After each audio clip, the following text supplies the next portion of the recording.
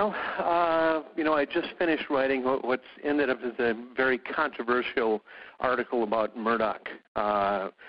Murdoch is believed by many to be a billionaire Australian, a conservative. It's not who he is at all. Murdoch, with a little bit of examination, is an Israeli.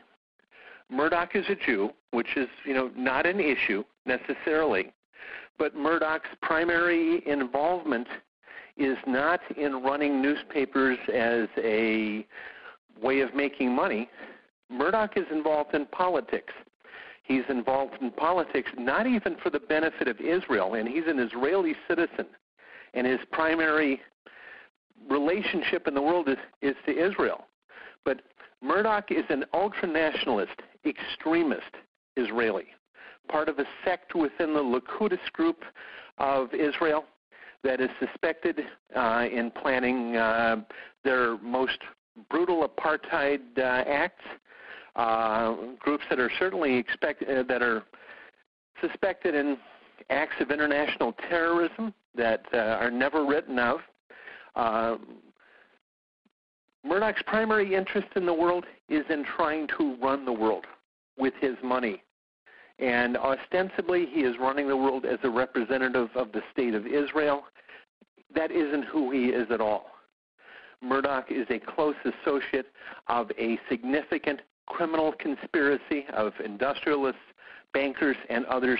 He is the front man for them, the person who manages publicity, the person who gives them control of governments through bribery and blackmail. And this is what the British people had to wake up to, that for the past 20 years, Rupert Murdoch has controlled their government. Their prime ministers were appointed by him, worked for him. And we've had 3 presidents of the United States who have essentially been appointed to office and controlled entirely by Rupert Murdoch and the things that happened during their administrations and the kinds of things that happened.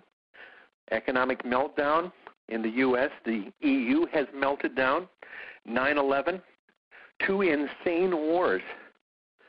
Murdoch has been very significant in the planning and operations of all of those things. Since he has broad control over all public information, in the U.S., he controls dozens and dozens of publications, radio stations, and a TV network. And he and very close affiliates control the majority of news organizations in the U.S.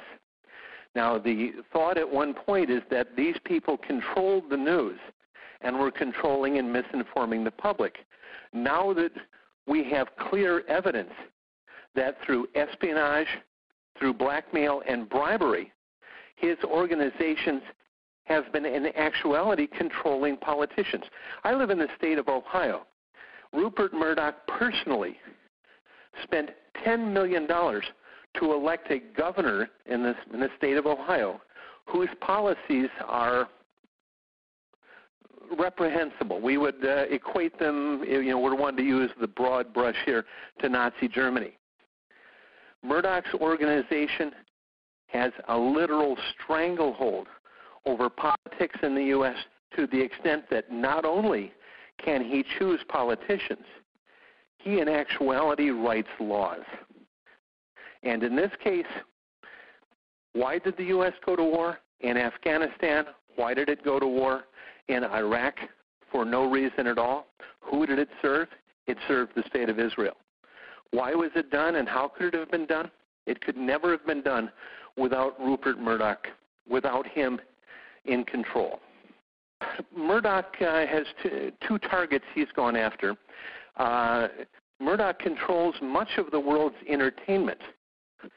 So not only does Murdoch invent news that is continually damning Muslims as some sort of less than human being, the most severe racism possible. He creates entertainment products, movies, books, television shows that continually depict Muslims as dangerous, as inhuman, as dangerous predators. Racism. But he also, one of his primary targets is to go after the intellectual, he calls them elites. Those are the natural leaders that should be in any society the cultural leaders. By teaching people to turn against the educated, the intelligent, the accomplished, he has built in the U.S. and Britain an addiction to dirty sex, scandals, ignorance, and racism, and has pandered to the absolute worst within humanity. He has created, he and those with him have created a popular culture that has created within itself a political atmosphere that has led to the kind of degeneracy in the world we've seen. Continual war for no reason. News is now entertainment, and television, popular music. There is no culture left in the West.